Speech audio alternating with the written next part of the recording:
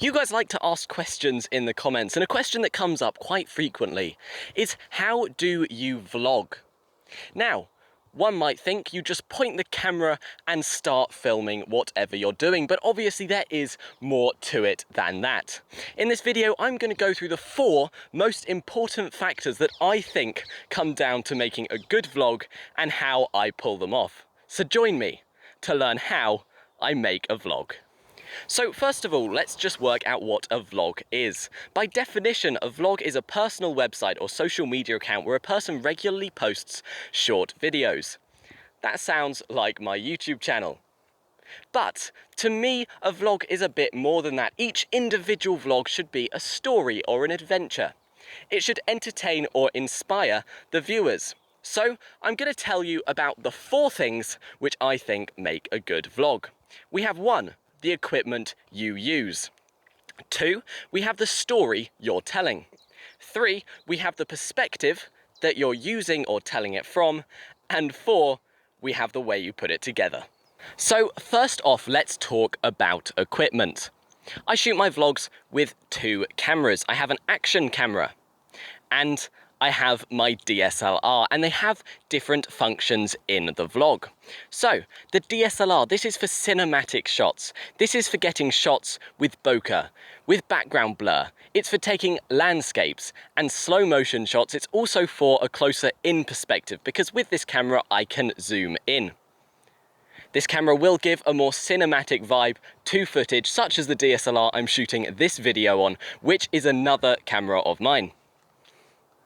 The second camera I'll use is this. This is the DJI Action 2. It's like a GoPro, but it's DJI's version. It's super compact, it's really robust. You can make it into one tiny camera. Hang on, just got a flock of geese flying overhead. That would have made an awesome photo. They're flying just in front of the sun.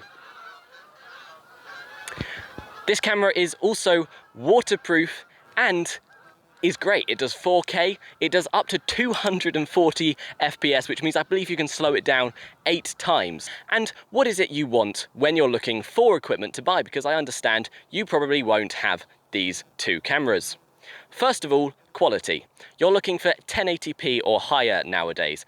Lots of people go 4K. I switch between 4K and 1080p. I think both are very good quality. So 1080p or higher. The second thing you're looking for is stabilization. You need a camera that is stabilized.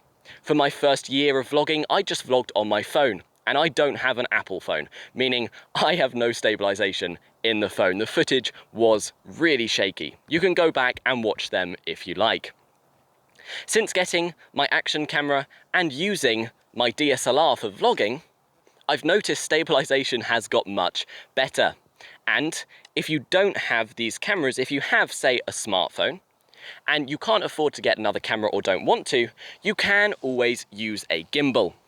So the video I'm shooting this on is actually on a gimbal. I don't have a cameraman, it's tracking me, but it's very smooth because of the gimbal. So you want a camera that is good quality, that is stabilized, or you grab a gimbal, and you want a few, so that you can do different types of shots. And so the next thing to think about is the story. You want your vlog to be engaging. Whether your vlog is about an adventure you're having or a day behind the scenes in your everyday job, you can make it exciting either by the way you present it or by what you do. Now, most stories will have a beginning, an end. They'll have a plot, some sort of twist, and I'm not talking about that kind of story. I'm talking about a story which someone could relate to or learn to, could be inspired or entertained by. Now, this is a difficult one to talk to you about because I don't know what you're vlogging about, I don't know what story you're trying to tell. It will obviously vary from person to person, and you will learn through experience on how to tell a good story. So I'm not going to talk too much about this, but I am going to tell you, every time you watch your videos back, whether you're editing them or once they're finished editing, think, is this the kind of vlog you want to watch? Would you be entertained by this? Is it too slow-paced or fast-paced? Is there not enough jokes or is there too many? There are so many aspects. I'll link a few in the description for you, but there are so many aspects that you can think about when telling your story. Remember, it's not necessarily a documentary. It's a story. It's personal. It doesn't have to be perfect. It just needs to be entertaining, inspiring, something that people would want to watch, if not something you would want to watch and be proud of.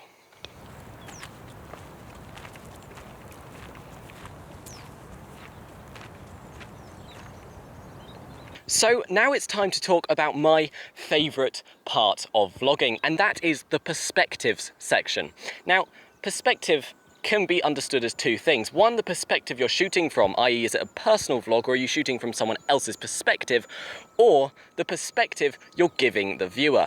Now, I'm going to be talking about the perspective that the viewer is seeing, and for this section, I'm mainly going to be referencing the action camera that I use to film. This won't necessarily be possible if you're using a DSLR only. So, why is it my favourite part? Because it's the most interesting, it's the most exciting, it's the part where you get to customise and make your vlog a bit different to other people's. Now, this action camera is magnetic, meaning I can give you different perspectives by where I mount it. I'll show you a few perspectives now from where I've mounted this camera on different parts of my body and used it in different ways to get different shots from different angles. I can mount it to my cap or my chest through a magnet. I can mount it on the end of a long selfie stick and put it up in the sky, or just walk with it in front of me. I can put it down by my feet and get a slow motion perspective of my trainers. Now, not only is this cool, but it actually really helps in the storytelling when it comes to a vlog. You see, you want to show the people and give them a sense of the environment of what you're doing, and for me, that's often walking, hiking, going on adventures. For that, I want shots that show how dynamic it is. I want to show the action of the movement, even if I slow it down. The walking shots, especially, are one where I go to town. If I'm doing first-person perspective photography, POV style photography, I'll do that by mounting this camera on top of my DSLR camera, and you'll be able to see the end of the lens and the photos that I'm taking live. By playing around with these perspectives, you give the audience something different to watch. They feel like they're really there with you. It makes it more engaging for them, good fun to vlog, and produces a pretty cool video. So that brings us on to our last point, which is how you sew the vlog together. Now, as I've been saying, a vlog is a story. You want to sew it together well, in a way that obviously brings out the story you're trying to tell. This is an editing process usually. You'll film your clips, and if I were you, I'd leave a section before and after all the clips you film. That means that when you cut them together, you can have a little delay on the beginning or end of a clip if you need it. The chances are you might not. However, I found one of my best cuts is when you actually start the video while the last clip is still playing audio. That will tie them together, and you may have noticed I've done it a few times in this video to prove my point. There's so many different types of cuts you can make in editing. You can make jump cuts where you just go straight to the next section. That will keep the story moving if it's a fast-moving vlog.